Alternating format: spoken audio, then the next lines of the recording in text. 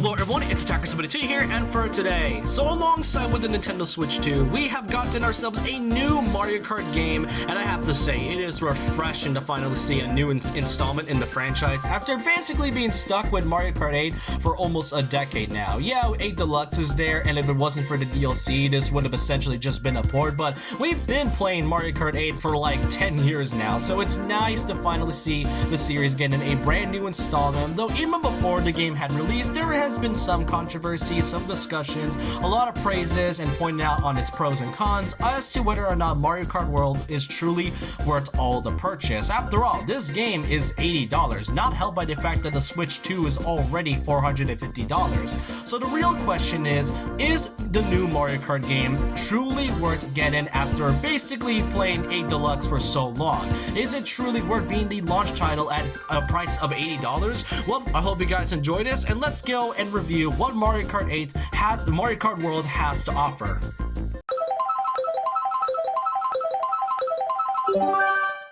So to start things off, let's talk about the presentation that is shown here with Mario Kart World. So one of the main things that a lot of fans have noticed ever since it was first announced back in January was the fact that Mario Kart World not only gives us a new title, but also the fact that the style of the characters and everything else has fully changed. If you compare the style from Mario Kart 8 and basically before that, then you can see that there is a clear difference between the character designs, especially towards Donkey Kong, who was given a brand new redesign as of this year, and I have to say this is honestly good. Now don't get me wrong, I really love the old design, and really a lot of fans have kind of grown up with this specific style of Mario for basically years now, but to see a new take on the style, more looking kind of reminiscent of Mario Wonder, is pretty nice. The style of the characters and each of the designs feels way more cartoony and feels more in the world of Mario, and as I just said, it looks really similar, or if anything, very reminiscent of Mario Wonder, which had a more very cartoony and claymation looking visual that was shown with each of them, and that's kind of what Mario Kart World is conveying with the character designs. Otherwise, there's also the fact that given with the Switch 2's capabilities of 4K resolution with 120 frames per second, everything about this game looks really good. From the courses to the character designs to even the small little details whenever you're riding through each of the tracks, it's so cool. Now, there are a couple things I do have to mention. One of them is the fact that the menu looks like this, which, I mean, come on, this is literally just Mario Kart 8's like menu. Like, the only thing we can see is that the character is actually moving, which is essential to the free roam, which I will get into later on. Overall, presentation looks really good, aside from the fact that the menu looks barely any different whenever you just open up a Mario Kart title, but I love the character designs, especially with the new style that was given, and I do enjoy a new take that we've been used to for quite a long time now.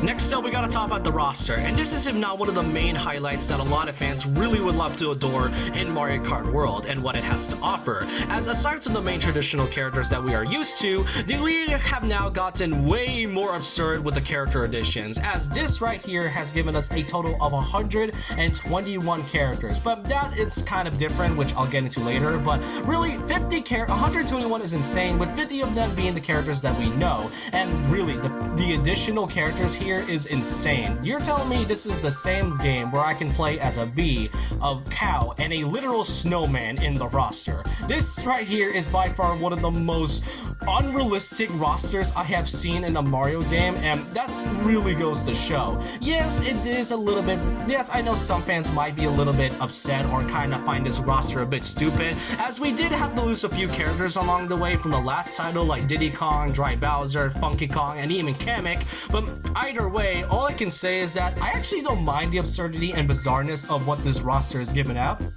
But there is one specific thing that I have a big gripe on, and that is actually the costumes. Now, don't get me wrong, I actually love the costumes. The costume designs are really great, and they all reference to different types of media that the Mario series has throughout its history. It's really great. Though I am a little bit upset, and it is really criminal that Donkey Kong and Pauline gets like one costume. Like, you're telling me DK and Pauline gets like one costume each, yet somehow Baby Rosalina gets four? Tell me how that makes sense. otherwise, I love the costume designs. But my biggest gripe about it is the fact that all of these costumes take up a slot. Now, look, Mario Kart Tour makes sense. That right there is a phone game, and so it really doesn't have much to go over. But with Mario Kart World being a console game, it is weird for the character costumes to be as separate characters. That's why I say it's 121 characters, when in reality, it's only 50 characters with the ones that a lot of fans are familiar with, and the rest are just kind of on their own slots. And heck, it's kind of worse for the fact that the roster is very jumbled.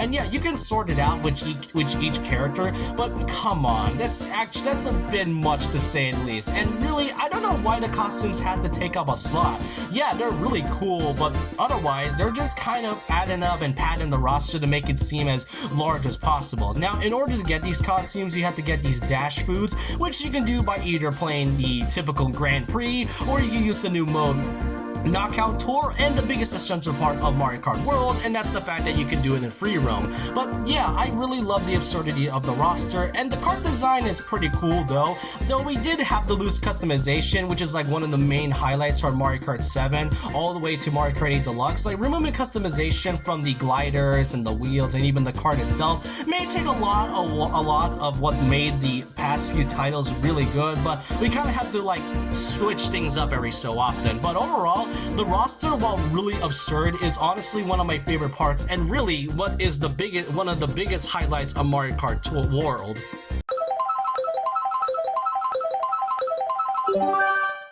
Next up, we gotta talk about the gameplay itself, which, of course, since this is just Mario Kart, we are mostly going to be racing all the way to first, with the addition of Grand Prix, which has been in every Mario Kart title, obviously, and now we are back to the typical 8 cups, which I know might upset some fans, but I think it was pretty necessary from the fact that what makes this new Mario Kart game so special is the emphasis on the title of Mario Kart World, as aside from the typical racing, this one actually takes a more unique take on it. As you know, instead of basically going into the next course after the first, you actually drive all the way into the next part of the course and then finish it off with the course that you arrived at. That right there is such an interesting and cool way of racing, and it makes it feel like you're exploring the world. I mean, after all, this whole map is connected into one big course, so you can see every single track and course that you're in every time. And I gotta say, that's a pretty cool way of making the racing feel more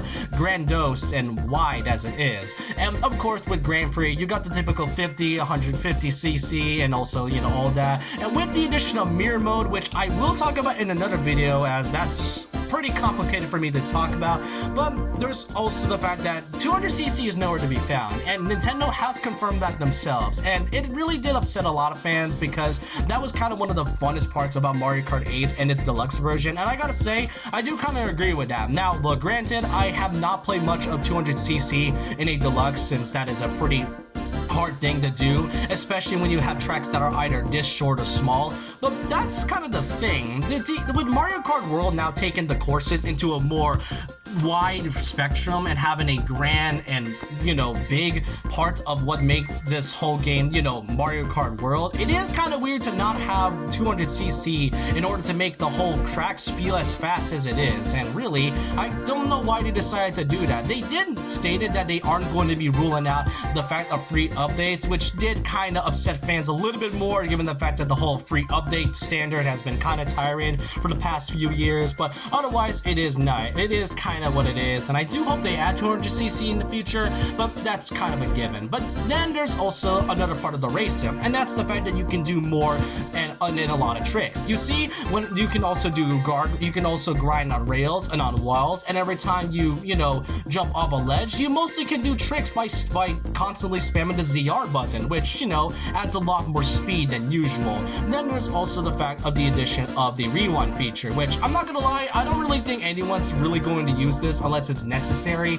but otherwise, this is only going to be used in Solar Player anyway, so that's not really much I could say about the rewind feature. But then there are the items. This time we got ourselves quite a few new items, aside from the dash food, which can, you know, speed you up and give you costumes depending on if you play as one of the main playable characters. You got the addition of the hammer. The Super Leaf is now actually a part of the racing this time, instead of being exclusive to battle mode like it was in 8 Deluxe. And you got the addition of the Kamek item, which is going to be another video in the future. And then there's also the item balancing. Now, I have no idea why, but the item balancing has seemingly been nerfed, or more so reworked. For example, the lightning bolt only lasts for about a couple seconds this time instead of it lasting about 7 seconds. The bullet bill, while it lasts around 7 to 10 seconds, now lasts for about a total of 3 to 5 seconds. And then the blue shell, whenever you get hit, you immediately just kind of go back into racing without any issues. And that's kind of an interesting take. And then there's the boomerang item, which I have to say,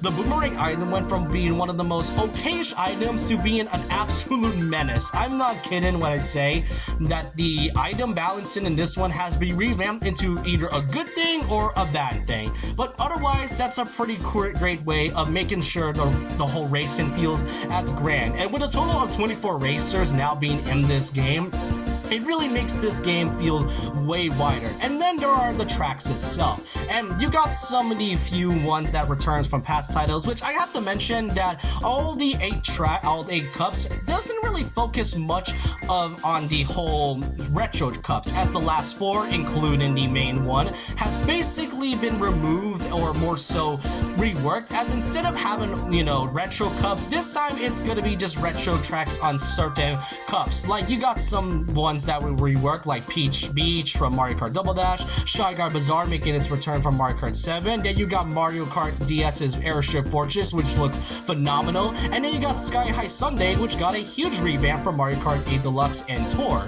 And I have to say, they really made sure they are kind of connected every time you race in the Grand Prix Cups. And then you got the new courses, with the addition of Mario Bros. Circuit, which is the first one you got. Then you got Boost Cinema, by far one of my favorite tracks of all time. And then you also got the question mark block ruins, which is in the sky, and I have to say, this is like a cool course that I never thought I would see. Starview Peak is such a beautiful looking course and really feels like it's like part of a Mario Galaxy game. And then there's also the new Bowser Castle, which looks really phenomenal. Every Bowser Castle for a good while now has been really killing it with its designs and track designs.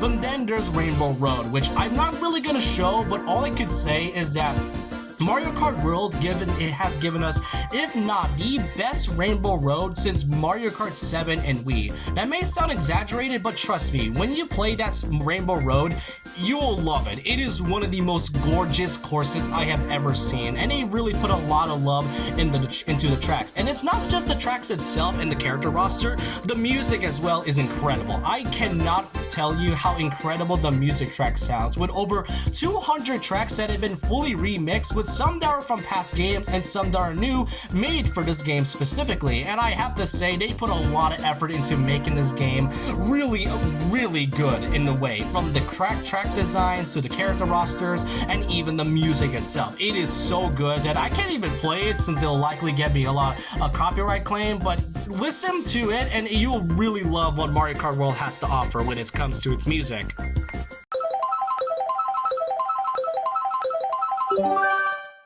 You also got the other modes, such as Knockout Tour, Versus Mode, and Battle Mode. Versus Mode, I really don't think I need to explain much, but Battle Mode is a pretty interesting thing, as it kind of just sort of takes away a lot of what made the 8 Deluxe one so good, since it now consists of just Balloon Battle and Coin Battles, so that means no more Renegade Roundup, unfortunately. And you got a total of 8 courses, which a lot of them are based off of courses such as DK Pass, but instead of actually being the one, like just the entire course, just like what Mario Kart the original did with its Battle Mode, instead it actually has a track design that looks reminiscent of a Battle Mode track. But overall, it's okay in my opinion. Knockout Tour is pretty cool though, since it's essentially kind of like Grand Prix, except it's now more so an endurance round, as you have to drive into 6 different tracks all the way to the very end of it. So it's basically just kind of like a process of elimination, hence the name Knockout Tour. And I gotta say, it could actually be a good way to kind of set up for tournaments, given how it really acts. It's essentially just Grand Prix, but taken to a whole nother level by just driving into 6 different courses while also kind of like exploring the world by itself and knocking out opponents in the process. So those are pretty much one of my favorite parts about this mode. I think Knockout Tour could likely be better than Grand Prix, believe it or not. It's just my opinion, but it's more so nonetheless.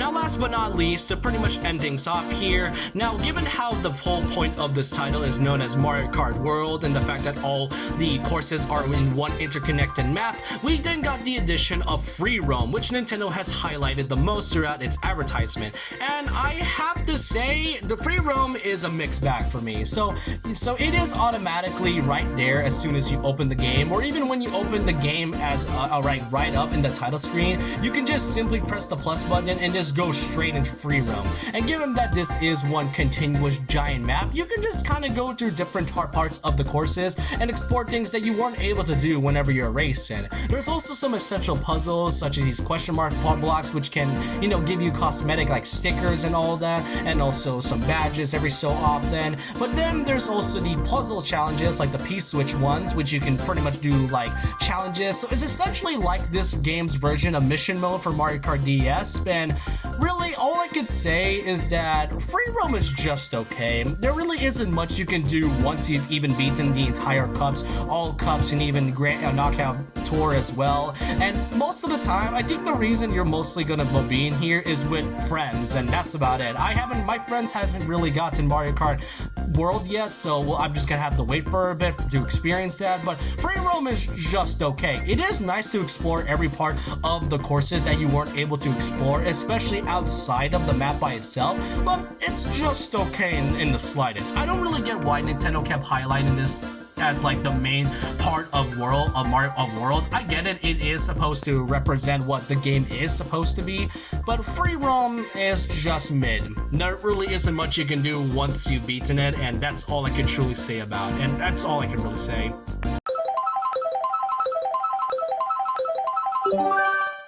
Now the real question is Mario Kart World truly worth $80 as a launch title alongside the Nintendo Switch 2?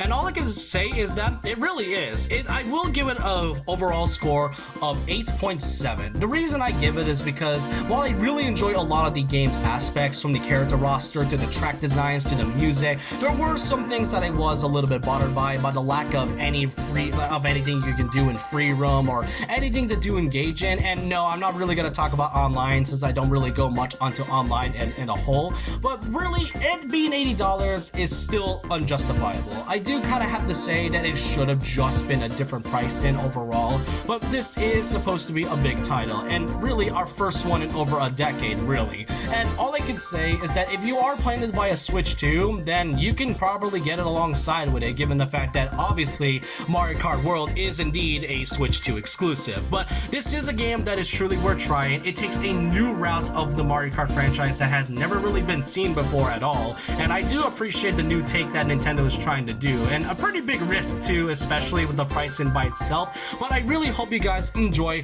what I have to offer in this review video. Let me know what you all think of Mario Kart World in general, and so with that, leave a like, comment, subscribe, hit the notification bell for more videos, follow my Twitter, and I'll see you guys next time. And remember this, once a legend, always a legend.